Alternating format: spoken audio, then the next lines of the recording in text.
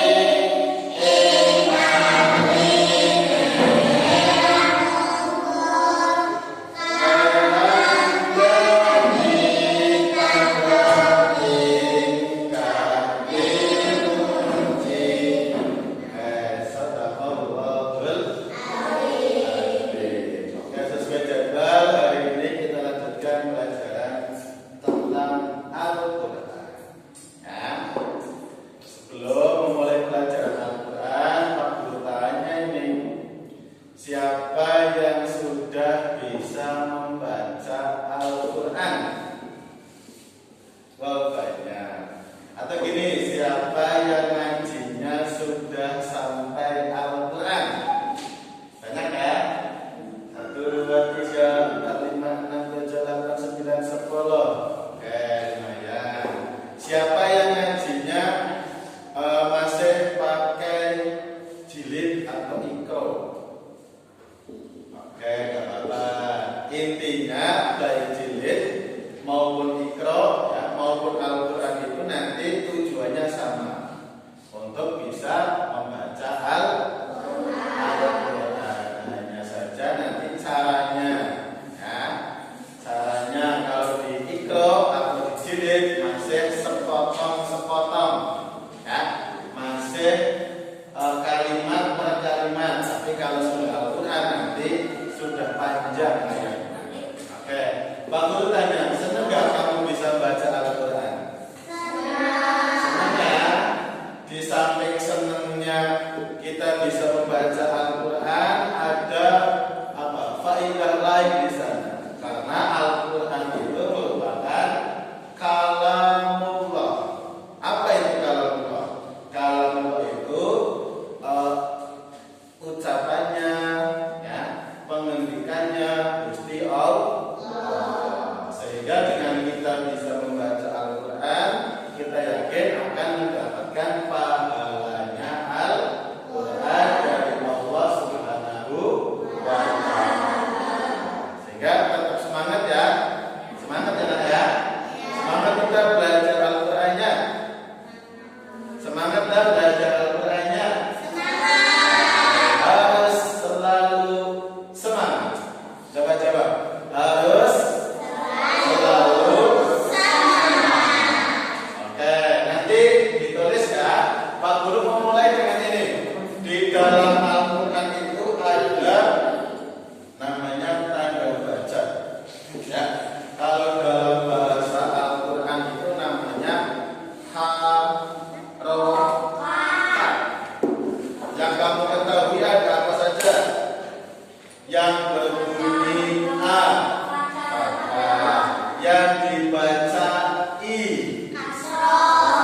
yang dibaca U, oke. Yang dibaca An, kata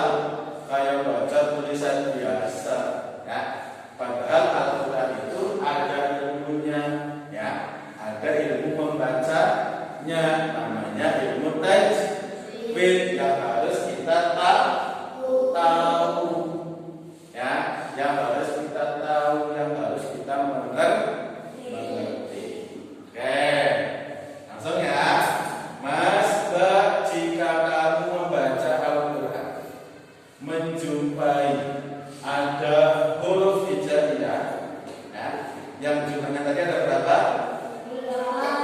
28. Terus huruf itu bertemu dengan nun sukun, tanwin an, ya, fathah tanwin, kasrah tanwin maupun dhammah tanwin. Itu terbagi ke dalam 4 bacaan utama. Ya, ada 4 bacaan, ya, yang merupakan hukum dari nun mati atau tanwin bertemu dengan huruf hijau. Iya, tergedek. Ya, 4 itu apa saja? 1. Ada namanya hukum bacaan izhar. Apa nak? Ulangi ridho. Bukan dulu. Ada namanya hukum bacaan izhar. Seperti pengucapannya, izhar itu harus dibaca secara jelas. Apa yang jelas? Nun sukunnya. Nun sukun berbunyi apa? An. Maka n-nya, nun sukunnya maupun tanwinnya, baik fathah tanwin, kasrah tanwin, dhammah tanwin, harus jelas dibaca. Ya, dibaca jelas. Yaitu ketika ada nun sukun atau tanwin menjumpai 6 huruf. Hurufnya ada 6 ya. Hurufnya ada 6. Ada yang hafal pelajaran sebelumnya? Yaitu ketika ketemu dengan alif, ha, boleh, ko, ain, yin, ha. Ya, ulangi. 1 nama bacaannya izhar, harus dibaca jelas, yaitu apabila ada nun prarokat sukun maupun tanwin bertemu dengan 6 huruf. 6 hurufnya apa saja? Bukan a, alif, ha, ko, ain, yin, ha. Makhrajnya itu di dada, sehingga kalau ucap ha di sini bergetar. Ha.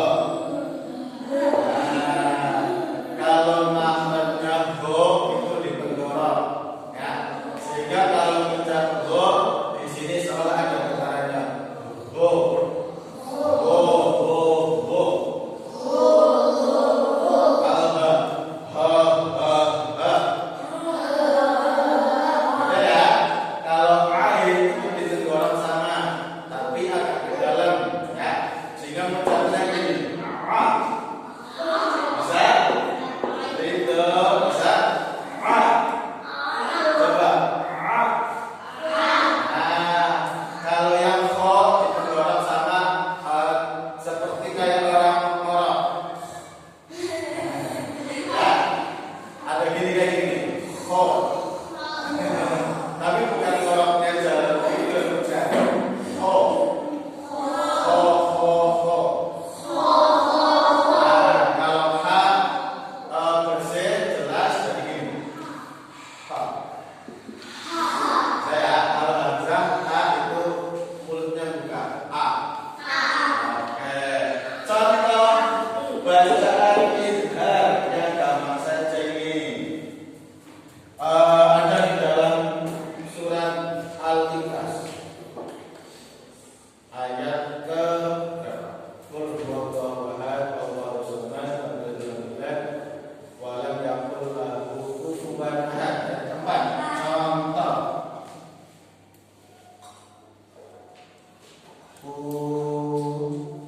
kufuwan ahadun. Nah, ya. Pokoknya pada sini ada wawu berharokat dengan huruf setelahnya berupa huruf A, alif. Alif itu hurufnya izhar. Maka cara membacanya harus jelas.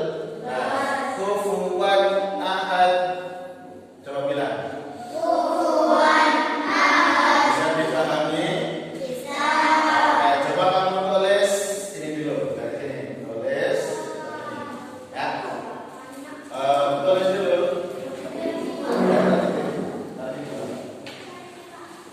Ya, yang ini dari sini.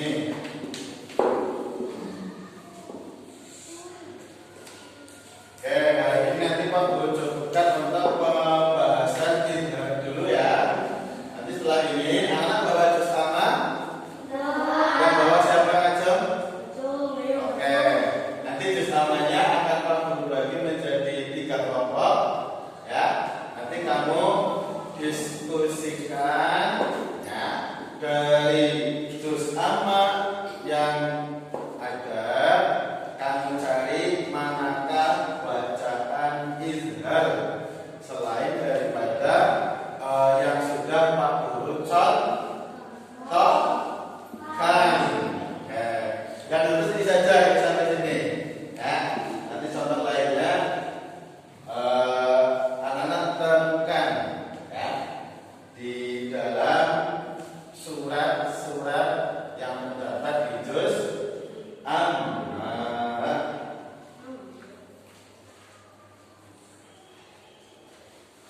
Saya ingin tulis apa? Ini